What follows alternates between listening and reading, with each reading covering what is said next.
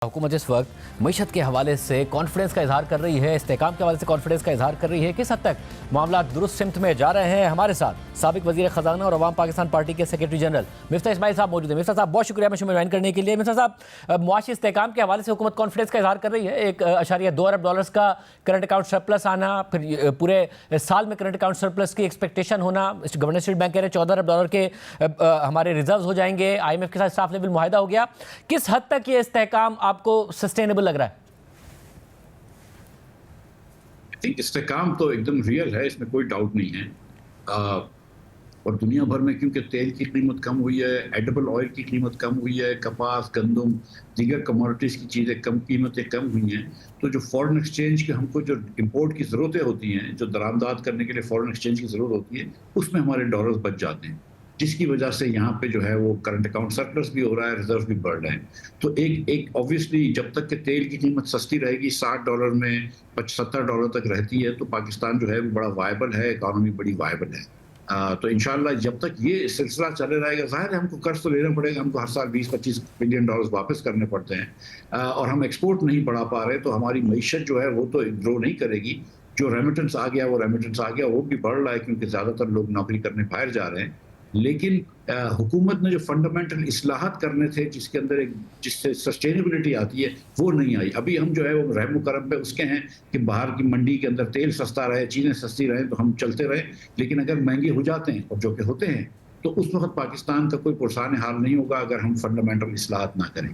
और सब एक जो मसला इस साल में भी रहा कि हालांकि स्टेट बैंक ने मार्केट से डॉलर्स खरीदे और उसके बावजूद रिजर्व्स हमारे बिल्डअप नहीं हुए, बल्कि उनमें कमी हुई, क्योंकि हमें जो बायलैटरल मल्टीलैटरल इंस्टीट्यूशन से उस तरीके से पैसे नहीं आए। हालांकि हम IMF के प्रोग्राम में हैं और IMF, तो क्या अब आपको लगता है अगर 14 अरब डॉलर के आसपास हमारे रिजर्व जाते हैं, फिच की तरफ से रेटिंग्स बेहतर हुई हैं, तो हमें वो पैसे आएंगे, मल्टीलैटरल इंस्टीट्यूशन से पैसे आएंगे और रिजर्व बेहतर अंदाज में बिल्डअप हो सकते हैं?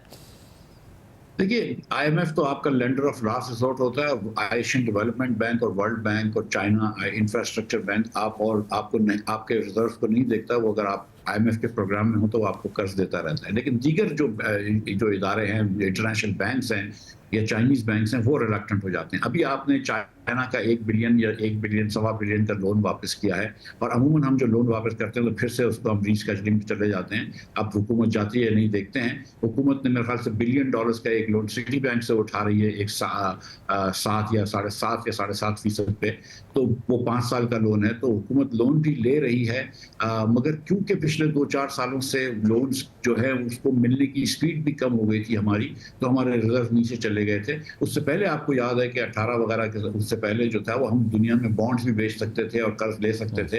अब वो पाकिस्तान की पोजीशन नहीं रही, लेकिन अल्लाह ने चाहा तो 1-8 साल में हो जाएगी।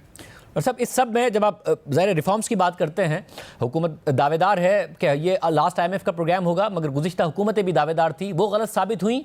ये आपको सही साबित होते नज़र आते हैं या रिफॉर्म्स कहीं नहीं दिख रहे हैं आपको? वही कि शॉर्ट टर्म में इकोनॉमिक मैनेजमेंट हो गई, स्टेबिलिटी आ गई, थोड़ा सा ग्रोथ की तरफ गए और धड़ाम से गिर गए, उसी पाथ पर हैं हम? वही 100% उसी बात में। कोई एक पैसे का रिफॉर्म इस हुकूमत ने नहीं किया, और इस बल्कि वक्त ज़ाया किया है। इनफैक्ट जो आज फिस्कल स्पेस मिली हुई है, क्योंकि दुनिया में तेल सस्ता है, दुनिया में चीज़ें सस्ती हैं, जो आज फिस्कल स्पेस मिली हुई है, पाकिस्तान के पास बड़ा आसानी से रूम है कि हम फिस्कल रिफॉर्म्स कर सकें। इस हुकूमत ने जितने IMF को वादे किए थे कि हम निष्कारी करेंगे, नहीं की। इन्होंने कहा था हम हुकूमतों को डिवॉल्व करेंगे, कुछ वजारतों को, वो नहीं किया। इन्होंने कहा कुछ अखराजात हम सूबे को ट्रांसफ़र करेंगे, वो नहीं किया। इन्होंने कहा कि हम कुछ श्रिंक कर देंगे साइज ऑफ द गवर्नमेंट और कुछ वजारतों के अंदर लोगों को खत्म करेंगे, वो नहीं किया। पेंशन के रिफॉर्म की बात की, वो नहीं किया। कोई एक काम भी इन्होंने नहीं किया। यहाँ तक कि IMF से जो एक फिस्कल पैक्ट की बात की थी कि जिसमें एग्रीकल्चर टैक्स लगाएंगे और जमा करेंगे, लगाया जरूर है, जमा नहीं किया। छोटे दुकानदारों के ऊपर टैक्स लगाने की बात थी, वो नहीं कर सके। अब ये कि आप देखें ना कि वही पेट्रोल के ऊपर जो है वो आसान टैक्स है, तो पेट्रोल के ऊपर पिछले महीने ₹10 टैक्स बढ़ाया लेवी की सूरत में, इस महीने ₹8 बढ़ाया लेवी की सूरत में। अगेन इनको ये स्पेस मिली हुई है क्योंकि दुनिया में कम हो रहा है। लेकिन जो फंडामेंटल रिफॉर्म्स करने चाहिए आपको, बजट कम करने के लिए NFC के रिफॉर्म करने चाहिए, लोकल गवर्नमेंट के रिफॉर्म करने चाहिए, प्राइवेटाइजेशन के करने चाहिए, डिस्ट्रीब्यूशन लॉसेस कम करने चाहिए, इस हुकूमत ने कुछ भी नहीं किया। और ज़ाहिर जो एक्सपोर्ट्स है हमारी, वो नहीं बढ़ी हैं। रेमिटेंसेस पर डिपेंडेंस हमारी बहुत ज़्यादा बढ़ गई है। हमारी सबसे बड़ी एक्सपोर्ट ही अब ह्यूमन रिसोर्स है। 4.1 अरब डॉलर्स की रेमिटेंसेस आना, 1.2 अरब डॉलर्स का करंट अकाउंट सरप्लस ही उसकी वजह से है, वरना ट्रेड डेफिसिट हमारा 2.1 अरब डॉलर्स था। कोई बड़ी एक्सपोर्ट्स की ग्रोथ नहीं देखी गई है। अब जब कोई बिजली की कीमतों में कमी और इन चीज़ों के बाद आपको लग रहा है कि एक्सपोर्ट्स हमारी ऊपर जा सकती हैं बैनुल-अक़वामी हालात को देखते हुए भी, या उसमें गुंजाइश आपको नहीं दिख रही? आज भी शायद साहब Indonesia, Malaysia, Thailand, Vietnam, Cambodia, south Africa, Kenya, Ethiopia, Hindustan, Sri Lanka और बांग्लादेश से हमारी बिजली महंगी है। इन सब ममालिक से हमारी गैस महंगी है और इन सब ममालिक में हमारा टैक्स सबसे ज़्यादा है। 61% आप कॉर्पोरेट पर टैक्स ले रहे हैं, इंक्लूडिंग ऑन एक्सपोर्ट्स। आप 49% टैक्स ले रहे हैं नौकरी बिजनेस इंडिविजुअल्स पे, डॉक्टर्स या लॉयर्स होते हैं, और नौकरी पेशा लोगों पे आप 38.5% टैक्स लेते हैं। इस टैक्स रिजीम के अंदर और इस किस्म की बिजली के रेट के अंदर इंडस्ट्रियल ग्रोथ नहीं हो सकती। इसीलिए आप देख रहे हैं कि पिछले 12 में से 10 क्वार्टर में लार्ज स्केल मैन्युफैक्चरिंग कम हो रही है। अगर लार्ज स्केल मैन्युफैक्चरिंग श्रिंप हो रही है, आपके जितने भी क्रैश क्रॉप्स थे, बड़े क्रॉप्स, आपकी कॉटन की प्रोडक्शन कम हो रही है, आपकी गंदम की प्रोडक्शन कम हो रही है, आपकी राइस की प्रोडक्शन कम हो रही है, आपकी कॉर्न की प्रोडक्शन कम हो रही है, आपकी शुगर केन की प्रोडक्शन भी कम हो गई है, शुगर की प्रोडक्शन भी डाउन है।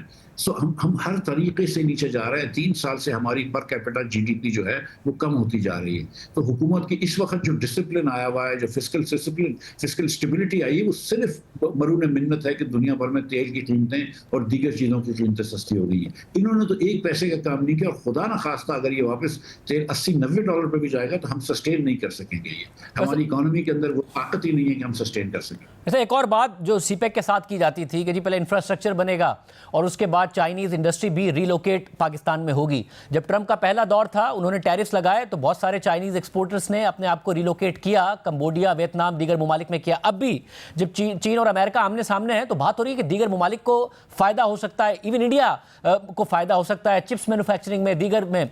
पाकिस्तान में आपको अब भी कुछ लगता है कि सारी की सारी सिचुएशन का कि इंडस्ट्री हमारे यहाँ भी लग जाए, कुछ रीलोकेट हो जाए, या कोई ऐसे इसके इम्कान नहीं दिखते? कोई आटे पे नमक के बराबर हो जाए तो हो जाए, लेकिन देखें शादिब भाई, मसला कुछ और है। मसला ये है कि अगर 2.70 करोड़ बच्चे हमारे स्कूल से बाहर हों, यानी कि 40% बच्चे हमारे स्कूल से बाहर हों और 78% 10 साल के बच्चे 2 जुमले नहीं पढ़ सकते हो किसी भी जबान में, तो वो मुल्क कहीं नहीं जा सकता। मैं माजरत के साथ कह रहा हूँ, और ये जब मैं कहता हूँ तो लोगों को बुरा लगता है कि तुम तो 20 साल की बात कह रहे हो कि पहले कौम को पढ़ाओ, लेकिन मेरे पास और कोई तरीका नहीं है। जब तक आप इस कौम को पढ़ाएंगे नहीं, हम प्रोडक्टिविटी नहीं बढ़ा सकेंगे। आपकी लेबर प्रोडक्टिविटी जो है वो कम है। आप देखें कि पिछले 3-4 सालों में गरीब लोग मजीद गरीब हुए हैं। अब शाफिया तो ठीक है, गरीब लोग मजीद गरीब हुए, मिडिल क्लास को आपने सुकड़ा दिया है। जो पढ़े लिखे लड़के हैं उनको दुबई जाना है, बाहर जाना है, और पाकिस्तान में कम से कम लोग पढ़े लिखे रह गए हैं।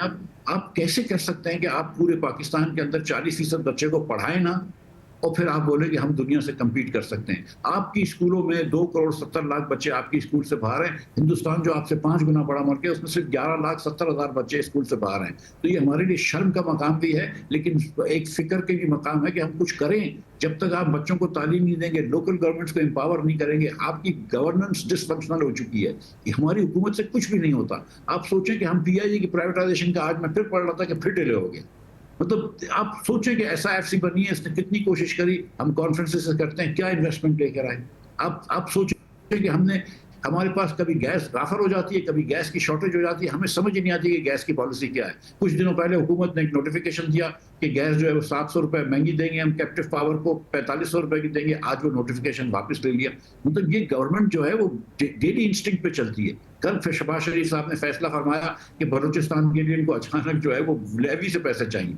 भाई आपके तो बजट में 1100 अरब रुपए आपने PSDP के रखे हैं, अभी तो उधर 500 अरब रुपए रखा हुआ है। जब आपको दूसरी जगहों पे, पंजाब के अंदर या दीगर जगहों पे रोड बनाने के लिए पैसे हैं, तो बलूचिस्तान के लिए लेवी लगाने की क्या जरूरत थी? अगेन ये धोखे की बात है, ये सिर्फ आंखों को ओझल करने की बात है, इससे कोई फायदा नहीं होता। इस मुल्क के अंदर जब तक कि हम एक सीरियस रिफॉर्म नहीं करते, तोड़ फोड़ नहीं करते हुकूमत के स्ट्रक्चर्स की, और रीबिल्ड नहीं करते, हम आगे नहीं जा सकेंगे।